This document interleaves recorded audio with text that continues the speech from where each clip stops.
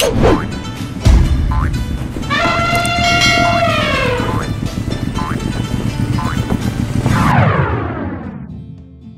guys! Day 4 na tayo at it's 5:47 in the morning. Sarado pa yung breakfast buffet ng hotel.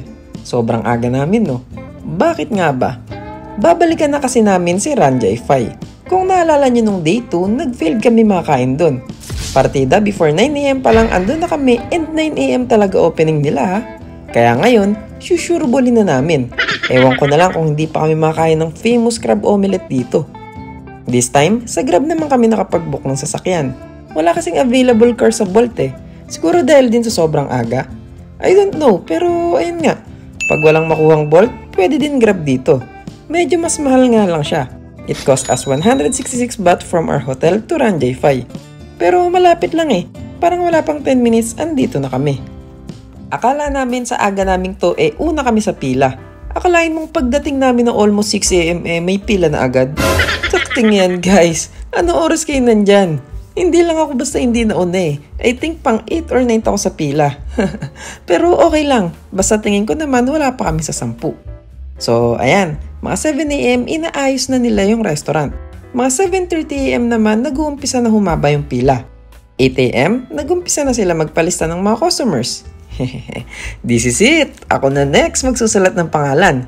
And yun nga, pasok tayo sa top 10 guys. After ng pang 10, may line na eh. So siguro i-assume ko na yung first 10 sure na makakakain. Sana. After ko maglista ng name, nagulat ako mas humaba lalo yung pila sa likod ko eh. Oh. At may mga nagsisidatingan pa. Meron pa nga kami nakikita ng mga turista na parang pagdating dito sa Thailand, dito agad kay Ranjay Fai diretso eh. May mga dala pang baggage, matikman lang yung crab omelette niya. I think safe na slot namin. Kaya layo muna tayo ng konti sa area kasi ang dami pa din tao eh. Katulad namin last time, naabutan na yung iba ng cut-off pero hindi pa din umaalis sa tapat dahil umaasang baka makahabol pa.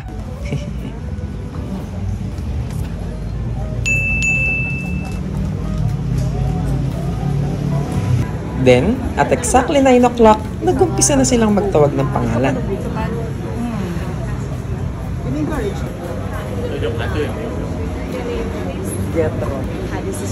Finally, natawag din.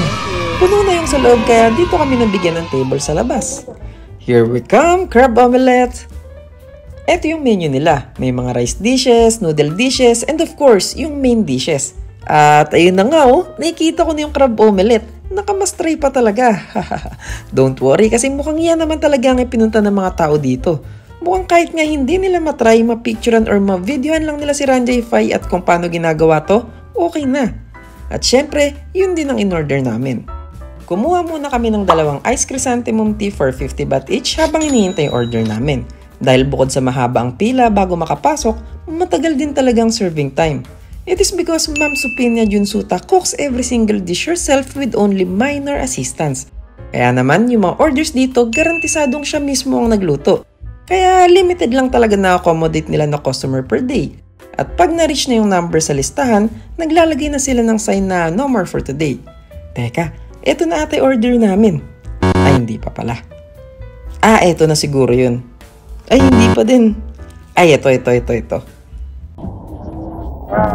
Hindi pa din pala. Ay, sa wakas, dumating din. Yung kanin. And finally, sa aming order na to ng crab omelette na nagkakahalagang 1,400 baht.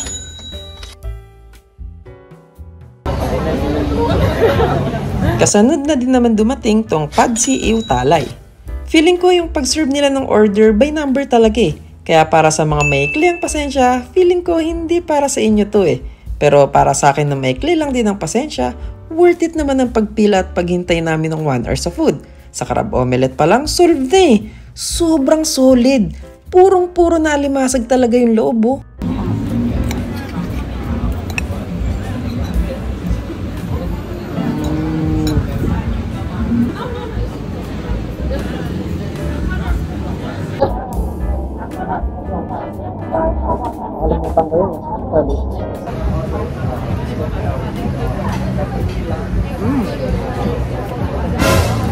Solid. Grabe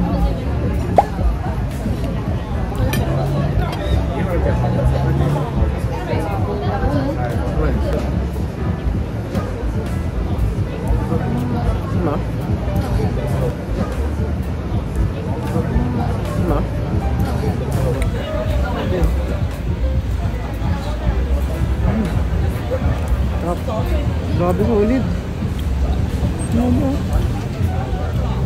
Para sa mga walang idea at hindi alam tong crab omelette ni Ranjay Fai, I know you're wondering bakit nagtiyaga kami kumain dito to the point na gumising pa talaga kami ng maaga, ang daming nagtitiis pumila kahit ang haba, kahit ang mahal-mahal ng mga foods, tapos hindi naman sosyalin na resto, not even air condition, at medyo hindi kaya yung pinaglulutuan. It's because Ranjay Fai is the first and only Michelin-starred street food here in Bangkok, Thailand. And also the only street food na nakapasok sa Asia's 50 best restaurant. Kaya naman, naging puntahan na din to ng mga iba't ibang personalities. Mga big-time businessman, TV host, and food vlogger.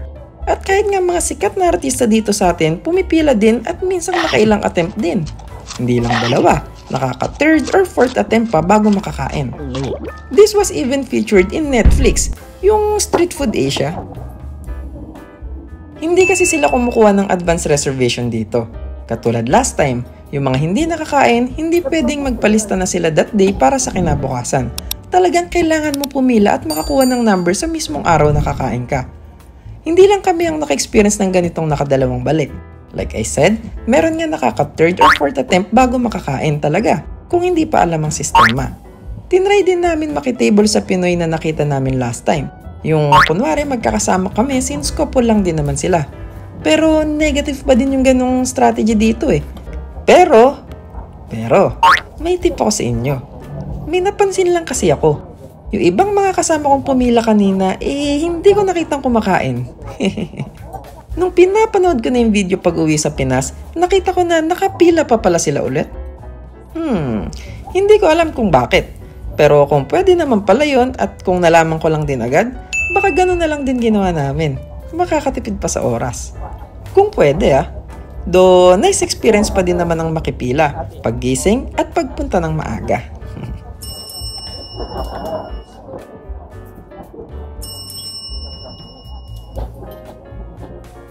After namin kumain dito, bumalik muna ulit kami sa hotel para ituloy yung pagtulog pa ng konti at magpalamig.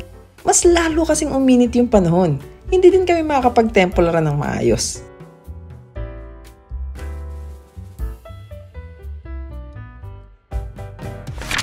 So, nag-book ulit kami from our hotel to Grand Palace and it cost us 106 baht. But unfortunately, sarado yung Grand Palace ngayon.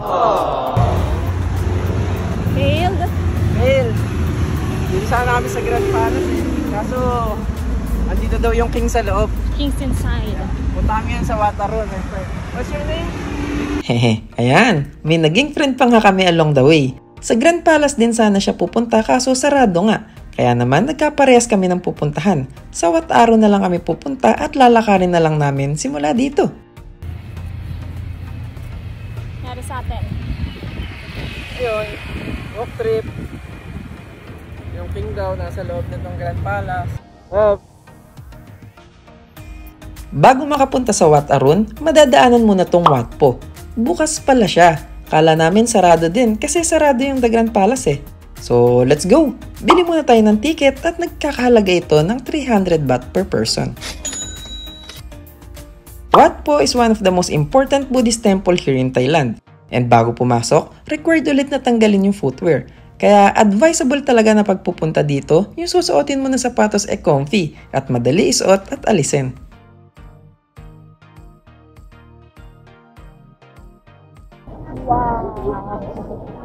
Oh my God.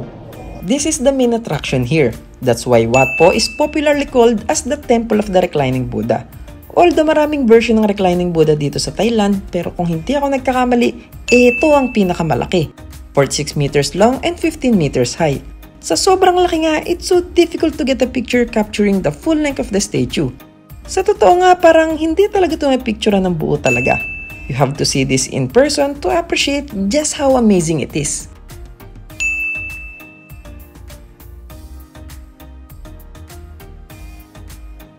After ma-appreciate ang kagandahan ng reclining Buddha, lumabas na kami at naghanap pa ng mga Instagrammable spot para mag-picture. Walang kasama yung nakilala namin kanina habang naglalakad kaya nag-ask siya kung pwede siya picturean. After niya, may nag-request na kung pwede ko din daw ba sila picturean. Sure. Because I Google picture, I saw At after nun, meron pa ulit.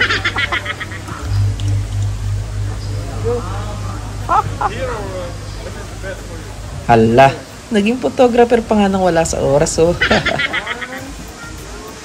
At naging photographer na nga po si Jetra Carlo.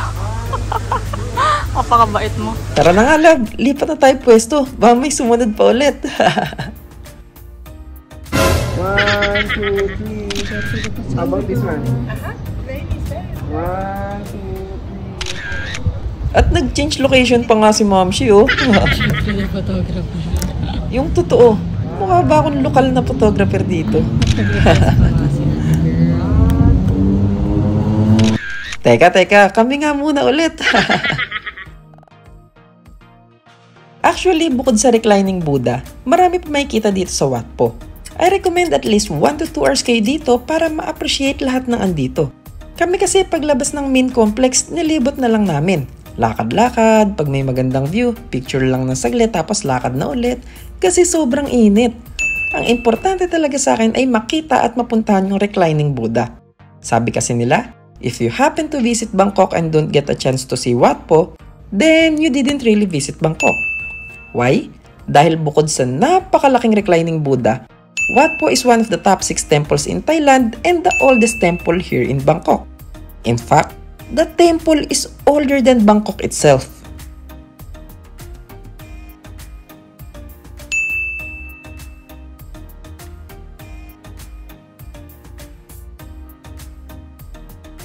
After namin dito sa Wat Po, dumiretso na kami sa Wat Arun. 6 minutes walk lang. Pero syempre, hindi namin nilakad all the way kasi kailanganin pa sumakay ng bangka pagtawid ng Chao Phraya River.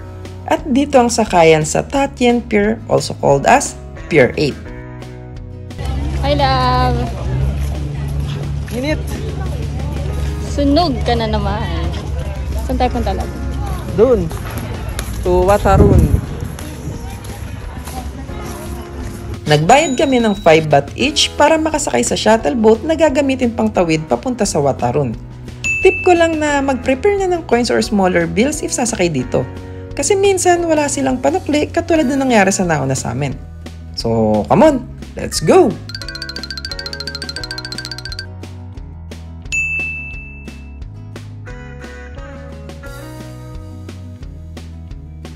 Kung i-compare ko ulit siguro sa Pinas, siguro masabi kong itong Chao Phraya River nila ay yung Ilog Pasig sa atin, no? Yun agad una ko naisip or yung Cagayan River. Because Chao Phraya is the major river here in Thailand and sa last day mas explore natin to dahil magcha-Chao Phraya River cruise tayo. Sa ngayon, tumawid lang muna tayo dito para mapuntahan yung Wat Arun. At pagkababa ng bangka, nilakad na ulit namin diretso sa bilihan ng tiket.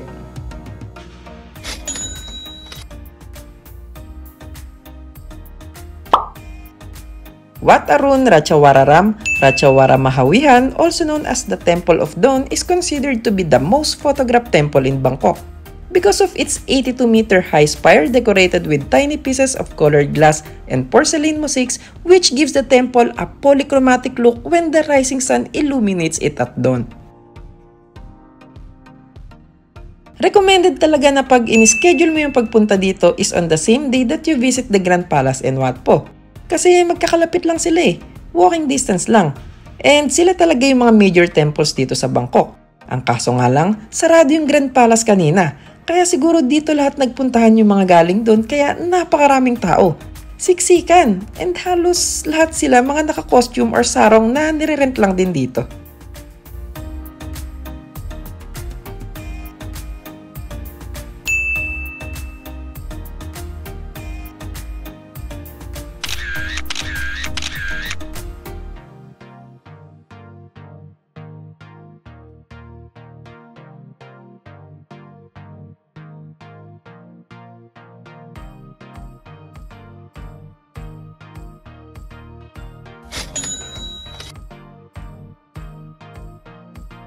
Bukod sa isasabay mo siya sa araw na nakaschedule ang Grand Palace at Temple of Reclining Buddha, pinaka-the best din kung ihuhuli mo to sa tatlo. Because it's best to visit Wat Arun in the late afternoon, mga around 4 to 5 PM siguro. Para after libutin at mag-picture-picture sa loob, masasaksihan mo naman ang pagliwanag nito habang gumagabi.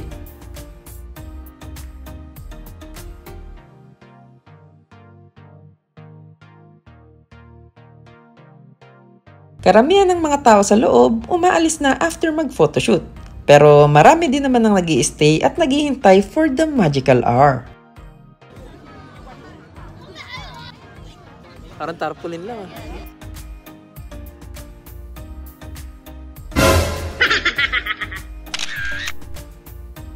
Hanggang dito ba naman na pagkakamalan akong photographer?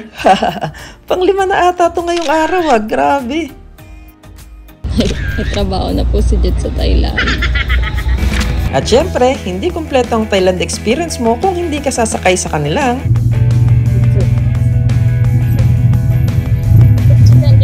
pero wala pa naman talaga sa plano namin na mag-tuk-tuk eh. No choice lang kami. Inabot na kasi kami ng 7 PM sa may Wat Arun. Nakalagay dun sa may sakayan ng bangka hanggang 6 PM lang sila. Kala naman namin okay lang kasi ang dami pa din namin dun sa loob eh. Hindi pala. Strict pala sila. Pag sinabing cut off talaga.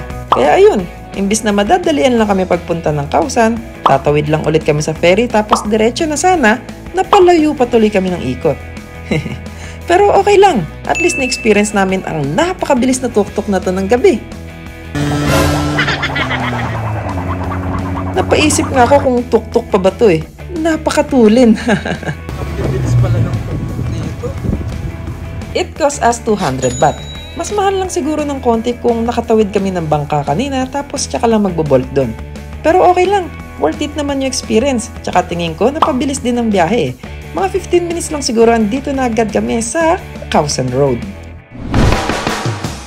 Khao San Road is one of the most popular gathering places for foreign tourists in Bangkok. And just like Jod Fairs from the previous video, one of the best night market din dito. Pero mas malala dahil hindi lang to basta night market, kundi nightlife talaga. Sabi nga nila, Khao San Road has developed from rice trading area into a world-famous backpacker ghetto. Kung gusto nyong mag-happy-happy, party-party, napakarami niyan dito. Meron ding mga massage, clothings, handicraft, souvenirs, and other useful backpacker items. Pero hindi pa din yun ang pinunta natin dito. May bibilan tayo ng mga niyan. Dadating din tayo dyan. Sa ngayon, gusto lang talaga namin masaksihan mga kaganapan dito sa 410-meter long street na to at kung bakit nga ang iba ang tawag dito ay the place to disappear. Hindi kaya dahil dito? Pero, ang main purpose namin dito ay para mag-food trip ulit. Dahil pagsapit ng gabi, naglalabasan na yung mga food hawkers dito. So, tara, food trip ulit tayo. Tenen, nakakita ulit kami ng favorite barbecue namin dito. Pero hindi muna namin siya binili ngayon. Nag-try kami ng iba at inumpisa namin dito sa sausage na to na nagkakahalagang 50 baht.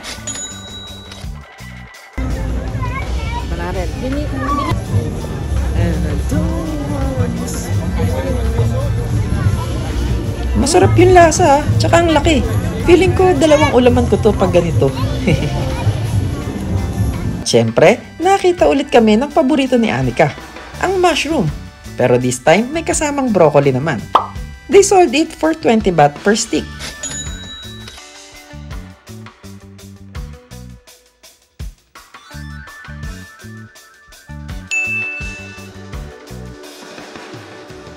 Sa drinks naman, tinry namin tong longan juice. Hindi ko alam na pwede pala tong gawing juice. Hindi ko sure kung meron bang ganito sa atin sa Pinas eh. Or kung meron man, kaso hindi ko lang napapansin. First time ko lang matry to dito. And okay siya. Masarap. Prutas na prutas. Tapos meron din talaga mga longgan sa ibabaw. At eto naman ang pinaka-nagwagi sa akin dito. Yung mango chocolate roti. Napakarami nagtitinda ng roti dito eh. Sa Jod Fairs pa lang kagabi, ang dami din pero hindi naman namin pinapansin. Kasi parang normal lang. Dito kasi kay Manong merong choco mango. Favorite flavor combination ko pa naman to. Tapos parang sa kanya lang meron. The rest puro banana or Nutella lang. Kaya dito ako napabili sa kanya. Tapos yung pwesto pa niya sa tapat lang ng bar na to, Kaya naman, habang niluluto, para rin kaming pumaparty-party. Ayan o, pasimpleng party si Jet12 o.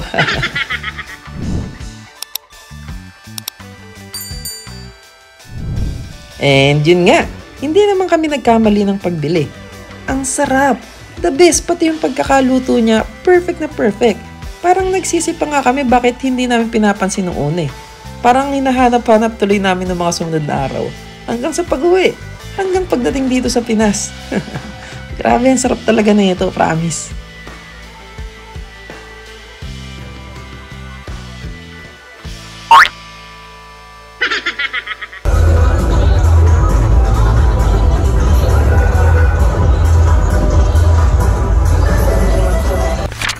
After namin mag-food trip, tinry namin mag-book ng motorcycle pa uwi sa hotel. Lagi kasi kami nakakita dito ng mga motorcycle taxi na may angkas na 2 foreigner. Kaya tinanong namin yung na-book namin kung pwede ba yun. Oo daw, doble lang din yung booking price which is 40 baht.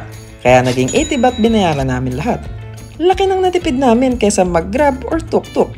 Delikado lang talaga kaya hindi advisable. Ako kinakabahan para kay kuya kung sa atin to huli na agad. Kaya tanong ako ng tanong kung pwede ba talaga kahit habang umaandar na kami. Kasi yung ninadaanan namin parang mga main road pa. Minadaanan pa nga kami flyover eh. My God! Never ko na-imagine magmomotor ako na walang helmet. Pero great experience ah. Nakakatuwa din na nakakaba. Kaya hindi na ulitin.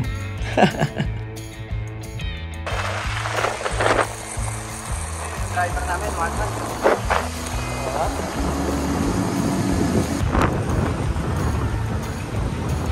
finally, nakadating din sa hotel ng safe. Thank you, Lord! We ended our day by having a midnight snack from 7-Eleven.